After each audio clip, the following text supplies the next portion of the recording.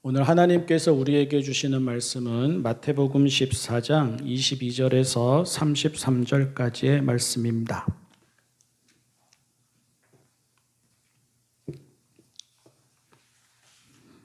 세번역 성경 신약 25쪽 마태복음 14장 22절에서 33절까지의 말씀입니다.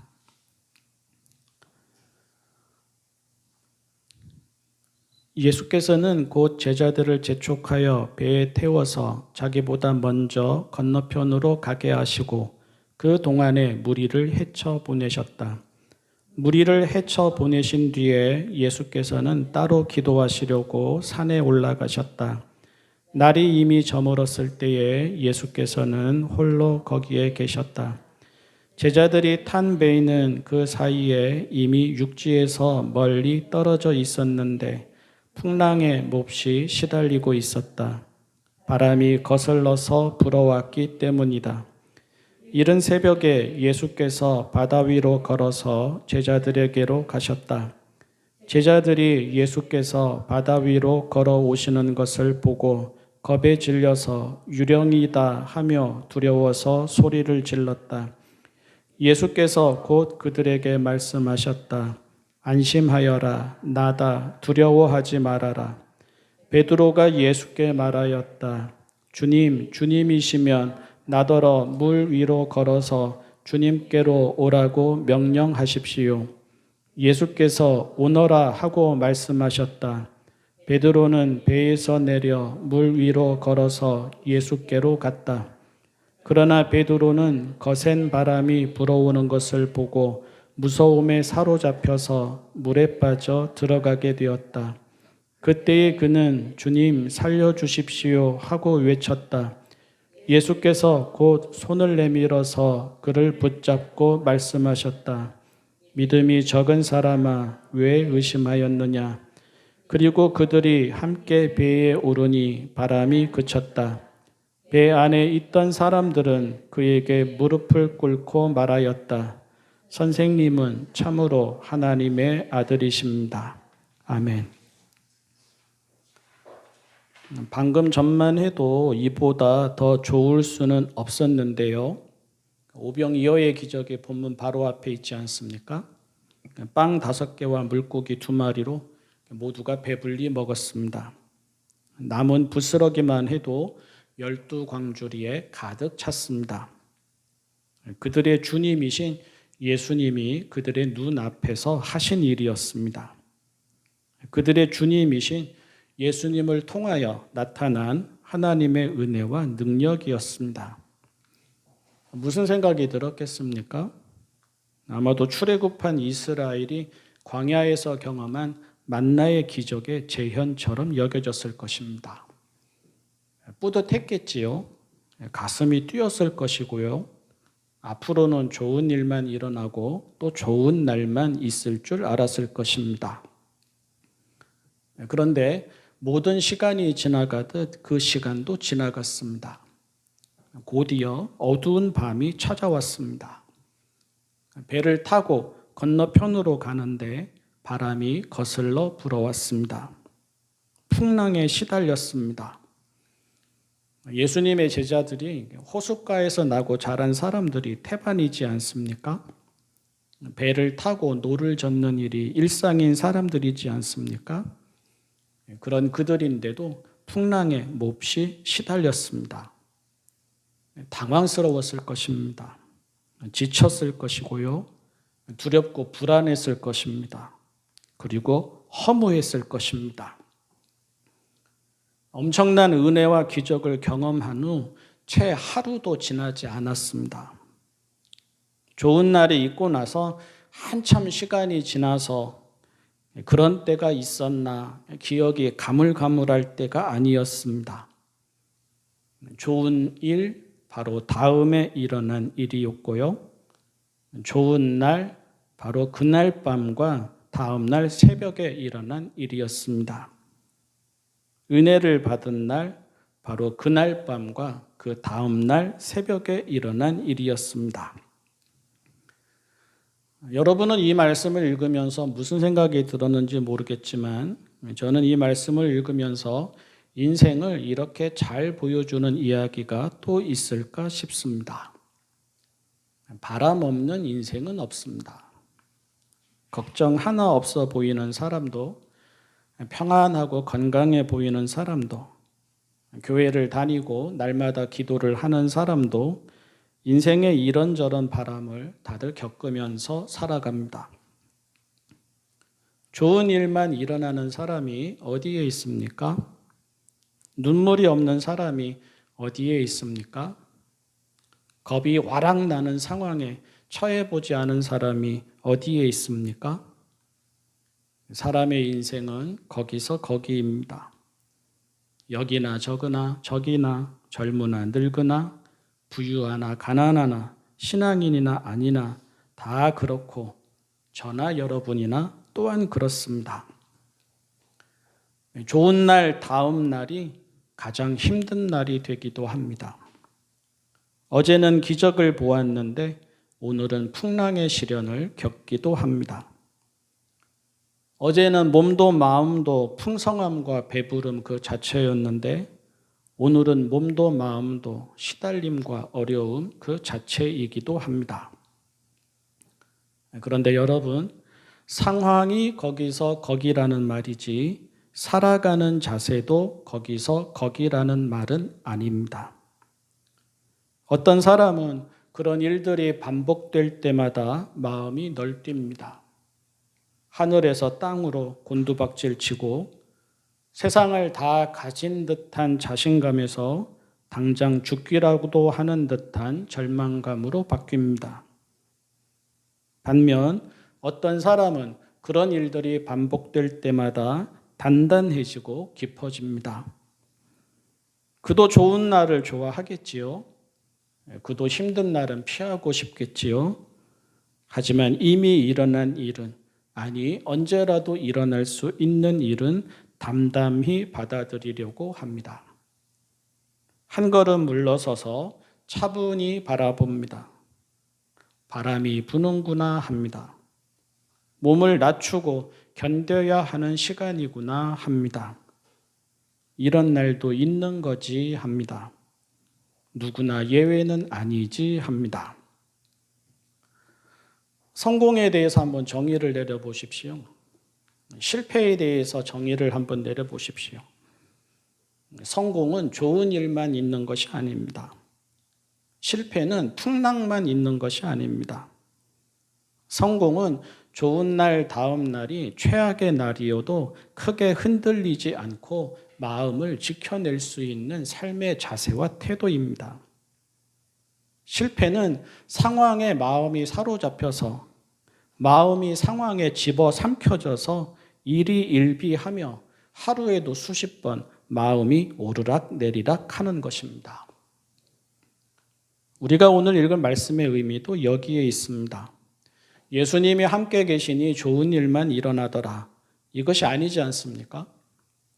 예수님이 함께 계시니 날마다 배부르고 날마다 봄날이고 날마다 승리하더라. 이것이 아니지 않습니까? 성경은 구약에서도 신약에서도 그렇게 말하지 않습니다. 담담히 보십시오. 보고 싶은 것만 보지 말고 고지곳대로 보십시오. 성경의 사람들이든 우리의 부모이든 우리이든 우리의 벗들이든 우리의 이웃이든 어떻게 살아왔고 어떻게 살아가는지 보십시오. 좋은 날 다음 날은 좋은 날이 아닐 수도 있습니다. 모자람이 없는 날 다음 날은 시달리는 날일 수도 있습니다. 은혜의 날 다음 날은 시험의 날일 수도 있습니다. 푸른 풀밭 쉴만한 물가에서 지낸 다음 날은 사망의 음침한 골짜기를 지나게 되는 날일 수도 있습니다. 손에 가득한 날 다음 날은 손이 텅 빈 날일 수도 있습니다.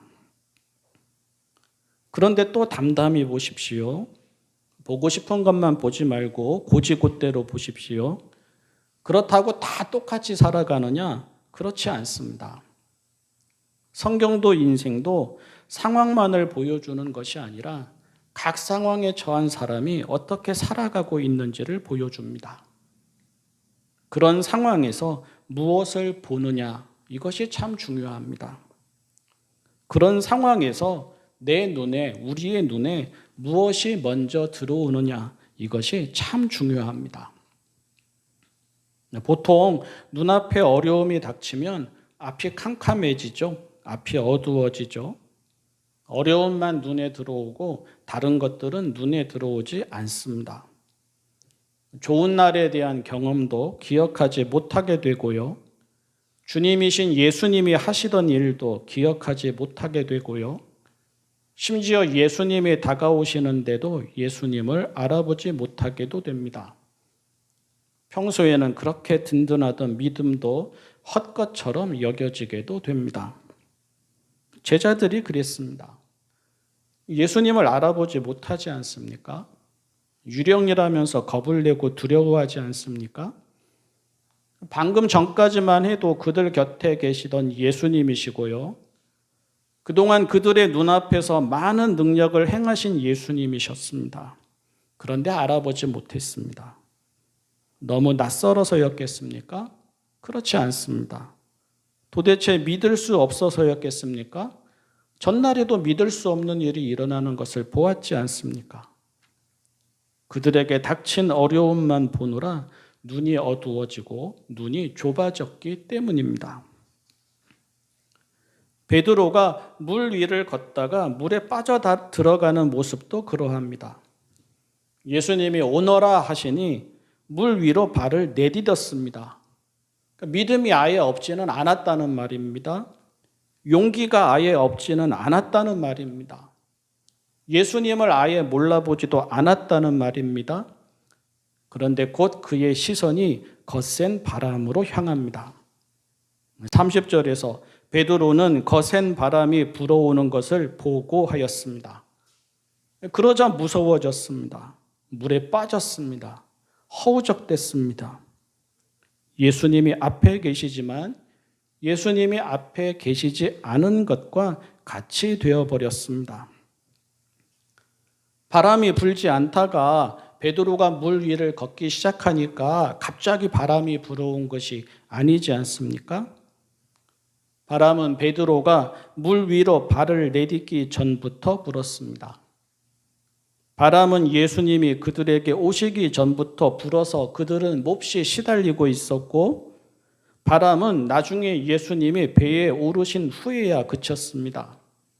그러니 베드로가 주님, 주님이시면 나더러 물 위로 걸어서 주님께로 오라고 명령하십시오 할 때에도 바람은 불고 있었고, 그가 예수님의 말씀을 따라 담대히 물 위로 첫 발을 내딛었을 때에도 바람은 불었습니다.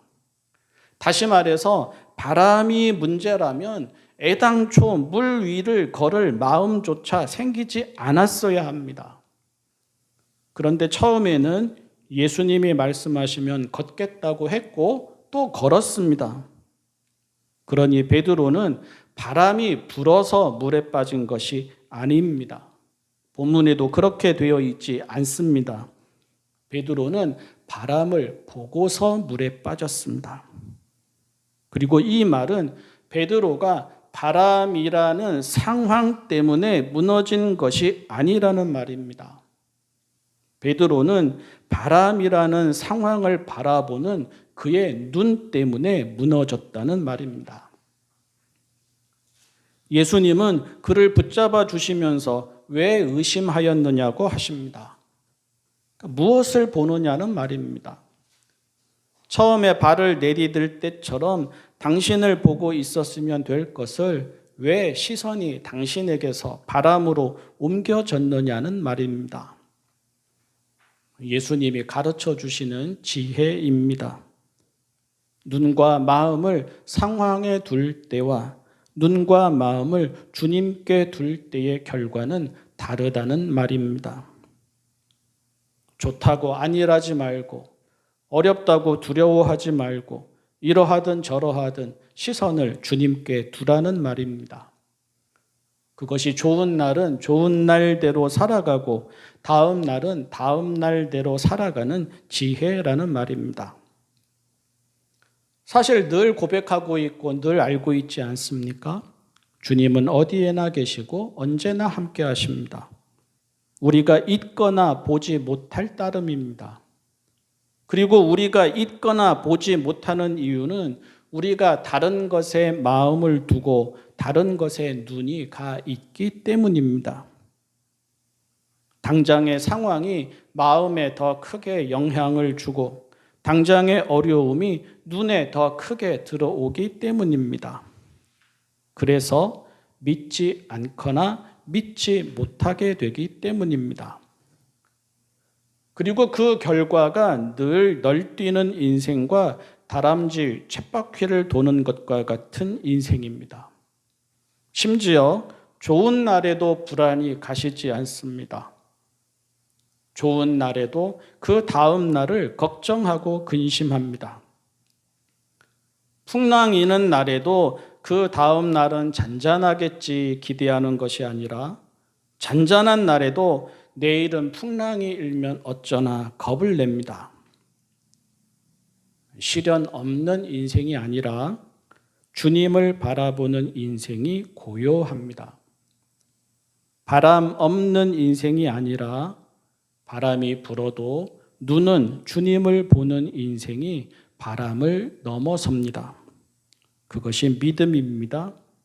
그것이 지혜입니다. 그것이 세상을 이기는 힘입니다. 그리고 그것이 이런 일 저런 일 등을 다 겪으며 살아왔고 살아가고 있고 살아가게 될 그런 인생에서 안심하며 담대히 살아가게 하는 신앙인의 자세입니다. 기도하겠습니다. 사랑의 하나님 아버지, 좋은 날에도 그 다음 날에도 눈과 마음을 하나님께 두게 하여 주십시오. 은혜 받은 날에도 그 다음 날에도 눈과 마음을 하나님께 두게 하여 주십시오. 이런 일도 있고 저런 일도 있는 인생, 저절로 되는 날도 있고 아무리 해도 안 되는 날도 있는 인생, 눈과 마음을 하나님께 두기에 마음이 담대하고 안정되게 하여 주십시오. 시련 없는 인생이 아니라 주님을 바라보는 인생을 기도하게 하시고 시련을 두려워하지 말고 그런 자리에서도 저희와 함께 하시는 주님을 의지하게 하여 주십시오. 믿음이 있어서 행복하게 하여 주시고 믿음이 있어서 이겨내게 하여 주십시오. 예수님의 이름으로 기도합니다. 아멘.